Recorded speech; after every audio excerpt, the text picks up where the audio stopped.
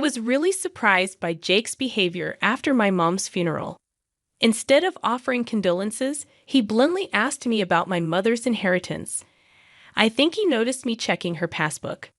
"Is the inheritance being transferred soon? How much is it?" he asked eagerly. I told him it was around $600,000. He seemed disappointed and muttered to himself about how even after taxes, a lot would still be left.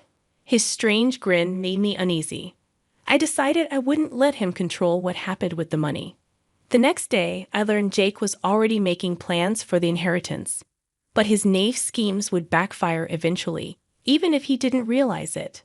My name is Emma, and Jake is my husband. He's 5 years older and works for a company.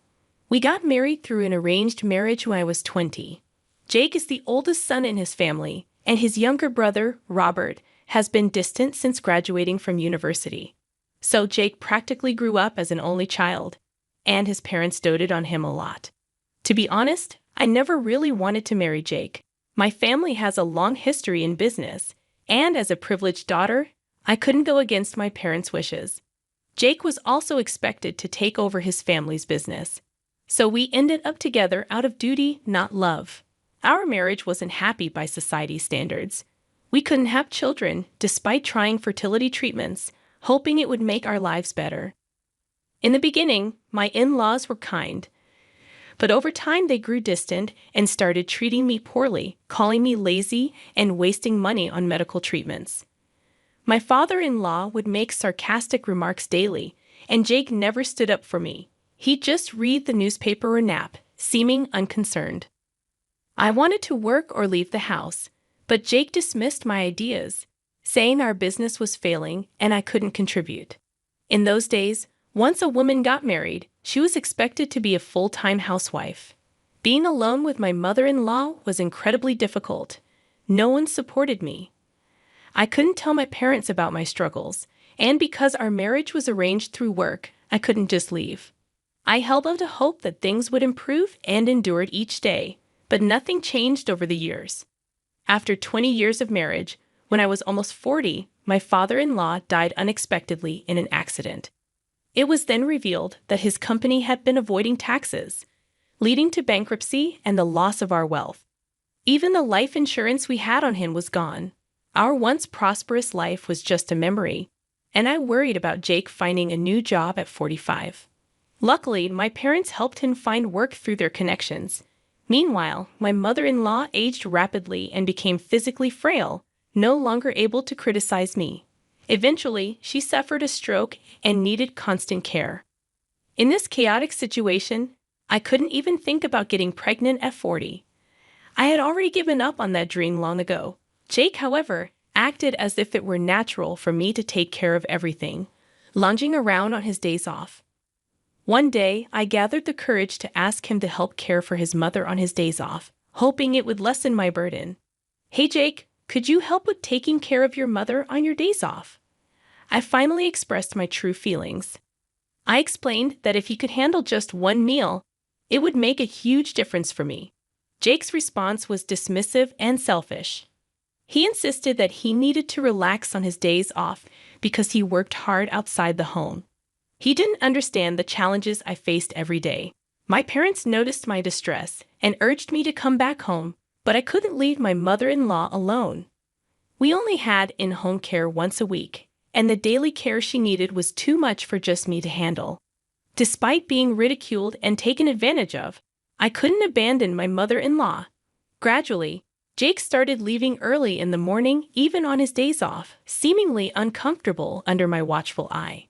He spread rumors to the neighbors, complaining that I criticized him for relaxing at home.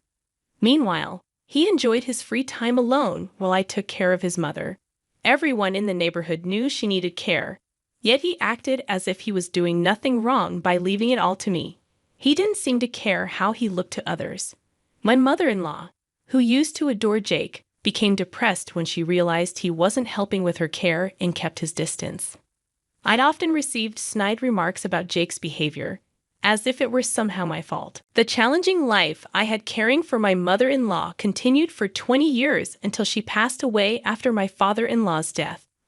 Now approaching 60, my feelings for Jake have faded, and I've accepted many things. It's hard to leave this house now, and I had imagined growing old here. Jake has worked tirelessly at his job, even after retiring, and continues to contribute as senior staff, which helps us financially. Despite our strained marriage, he hasn't shown any intention of kicking me out, though I doubt he thinks about it anymore. He often leaves the house on his days off, giving me some moments of freedom. Recently, I started a new hobby, pottery. I've made new friends and found happiness in these activities, but Jake disapproves. One day, he angrily burned all my pottery equipment and personal items in the yard, telling me to focus on housework instead. I was devastated by his actions. Although I had considered divorce, another tragedy struck when both my parents suddenly passed away. My brother William took over my father's business, leaving me deeply affected by the losses. The word divorce crossed my mind again, but I realized our journey ahead would be long and difficult. After the funerals, Jake seemed a bit better for about a week, likely mentally exhausted. My pottery friends expressed concern, but Jake sarcastically questioned why I was still in bed grieving, comparing it to his own reaction when his mother passed. While what he said might have some truth, it was hurtful to hear from a grieving wife. The next day, I forced myself to resume my normal routine, though I knew it would take time before I could enjoy my hobbies again. Jake appeared satisfied that things were back to normal. Sometime after my mother's funeral, I remembered the payment deadline for the funeral expenses and was checking my bank book. William was busy with work, so I was handling the financial arrangements. Jacob approached me with a smug grin as he noticed me looking at the bank book. "How much inheritance did you get from your mother?" he asked, without offering any comfort since the funeral. His insensitivity shocked me. While he probably assumed I was checking the inheritance amount, his lack of empathy was too much. I replied, "I received about $600,000, I think." $600,000? That's less than I thought, but even after taxes, a few $100,000 should still remain, huh? Jake mumbled to himself with a sickening grin. I didn't know what he was thinking, but I was determined not to let things go his way. Silently, I put away the bank book. Even Jake seemed to sense the tension and suggested I go to bed early, surprisingly offering comforting words. His behavior was unsettling, and I wanted to avoid him, so I went to my room early that night. The next day, an unexpected event shook me. Jake, as usual, left for work after breakfast, but I received a notification that he hadn't shown up at work. This was the first time since we got married that he had missed work. I panicked, worried that he might have been in an accident, and I frantically tried calling him, but his phone was unreachable. Searching around the house, I found a piece of paper on the table. It was a completed divorce notice signed by Jake. I couldn't believe it. Then, I checked the drawer where I had kept my bank book the day before, and it was gone. Everything became clear. Jake hadn't been in an accident or involved in a crime. He had disappeared intentionally. I realized his motive. He likely intended to abandon me and start a new life with my parents' inheritance. Despite feeling shocked and betrayed, I stayed calm. There was no need to panic. I carefully read through the divorce papers and immediately rushed to the city court to handle the legal matters. Jake had brought this upon himself, and I was determined to make him face the consequences of his actions. I also contacted Jake's company to inform them that I hadn't been able to reach him, and his phone wasn't connecting. I apologized for any inconvenience and requested that they let me know as soon as they heard from him. His colleagues were understanding and assured me that they would mark the day as paid leave for him. I was grateful for their support and thought back to when my father had introduced me to this company, hoping it would provide stability. I felt both hurt and determined to confront Jake for his betrayal and irresponsible behavior. After successfully divorcing Jake, I didn't feel instantly liberated from the years of hardship I endured with him. Reflecting on my life, I realized that if I had made this decision sooner, things might have turned out very differently. While packing my belongings at home, my phone rang. It was Jake calling. Despite knowing it was him, I ignored the calls. His persistence continued, even reaching the point of calling the landline. Reluctantly, I answered. "Hello?" I said, trying to remain composed. "Emma, why didn't you answer?"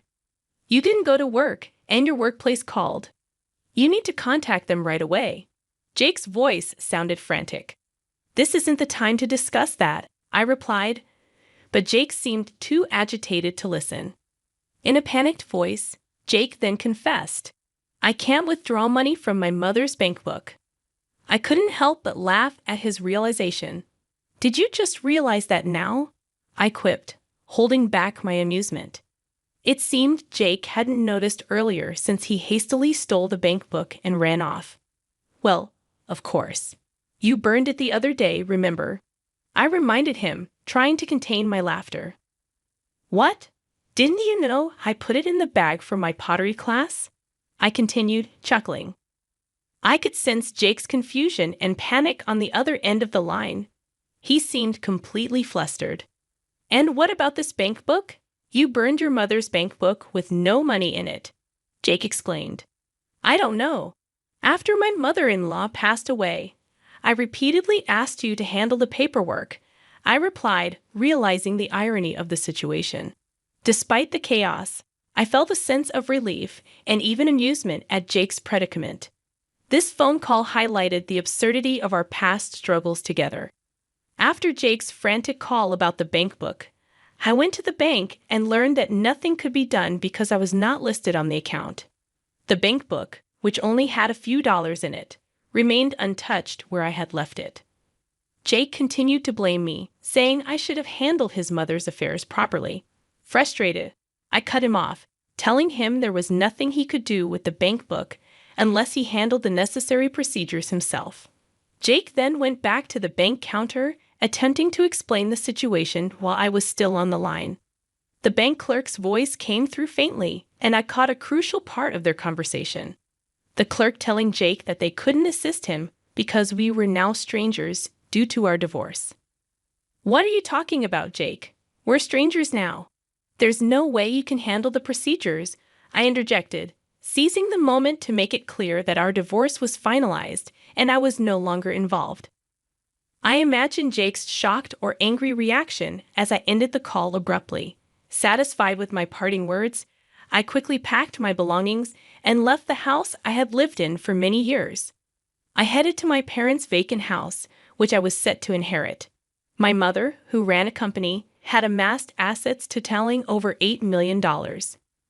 This inheritance represented a new beginning for me after finally breaking free from the challenges I faced with Jake. After inheriting around $600,000 for living expenses and managing the family home, which was filled with sentimental items like my mother's dresses and my father's antiques, I felt a sense of relief. My brother William, who had married and had children, took over the family company. We agreed that I would manage the family home while he received the cash inheritance, and this arrangement went smoothly without any disputes. Once I safely arrived at my family home, I informed my brother about the divorce and my move. He expressed relief, understanding that I needed to move on from my marriage. "Why are you okay with that?" William asked. "Since we couldn't have children and both our parents have passed away, it feels like the right choice. I can finally live my own life without regrets," I explained. William seemed concerned about me being alone, but I reassured him that being divorced and living in our beloved family home brought me the greatest happiness. After that, Jake called me several times on my cell phone, but he never seemed to realize that I was at my parents' home, so he never came over. I enjoyed my alone time, although the house felt a bit lonely without family around. Living in the cherished house where I grew up before marriage gave me a sense of peace and contentment as I embraced this new chapter of my life. Feeling the need to make a bank transfer but realizing I needed the bank book from Jake, I reluctantly went back to our former house. I planned to retrieve it early in the morning while Jake was likely still asleep. However, upon entering, I was hit with the smell of alcohol coming from an open door. I followed the scent to find empty beer cans scattered everywhere in the living room. Shockingly, the bank book I needed was stained and ruined, likely by spilled alcohol. I couldn't believe someone would treat another person's belongings this way, no matter how desperate they might be. I quickly gathered the torn bank book, stuffed it into my bag along with a few personal items, and left. With the damaged bank book, I headed to the bank to complete the transfer. As I approached the entrance, Jake unexpectedly called out to me, "Emma." I turned to see Jake, who had been waiting for me. "I noticed the bank book was gone, so I figured you'd be here," Jake said casually. "What does that have to do with you?" I replied coldly, trying to keep my distance.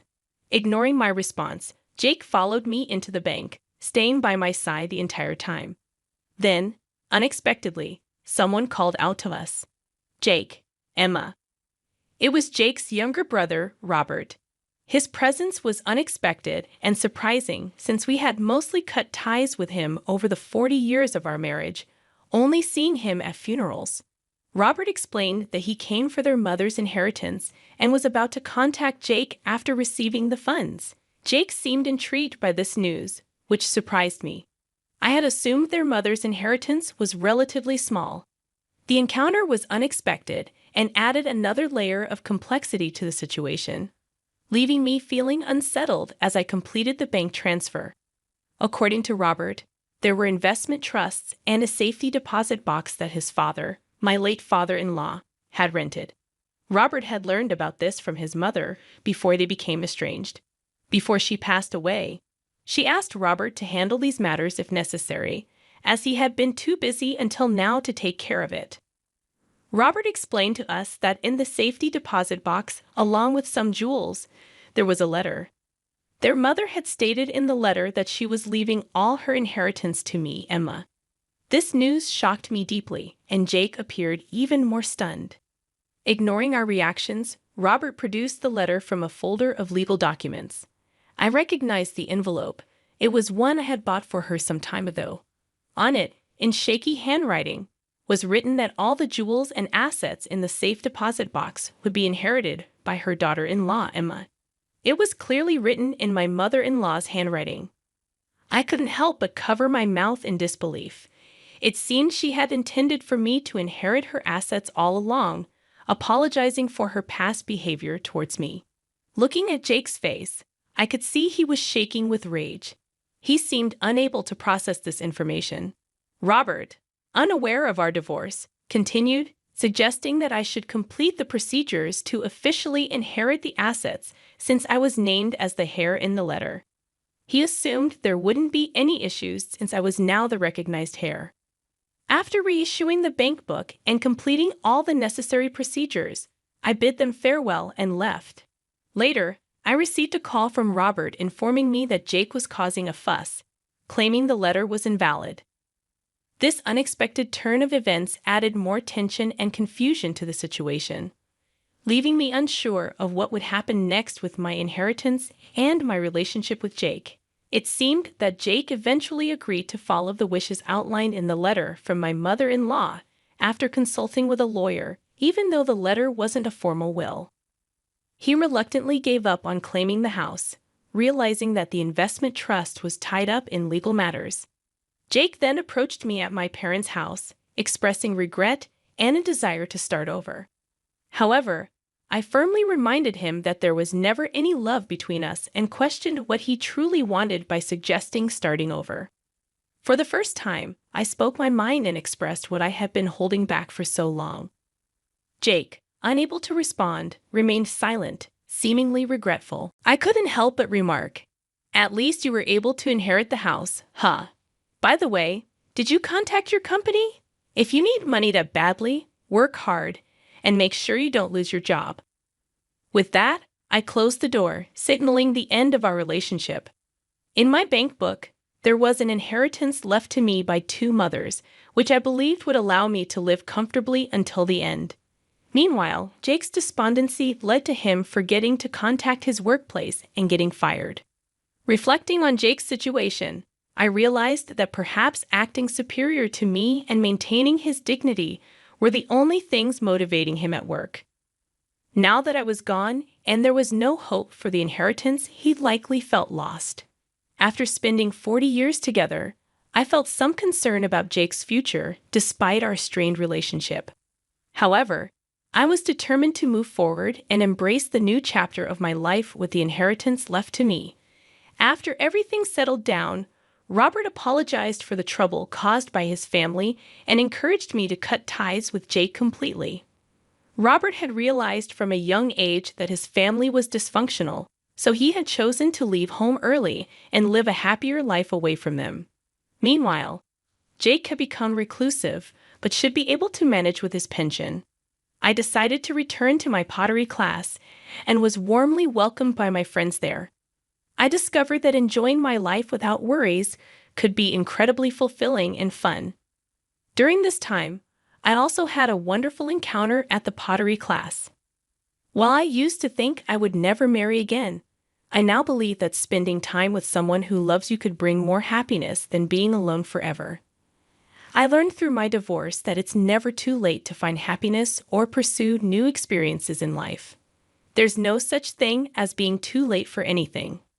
I believe that regardless of age, one can always find happiness and fulfillment if they remain open to new opportunities and embrace life's possibilities.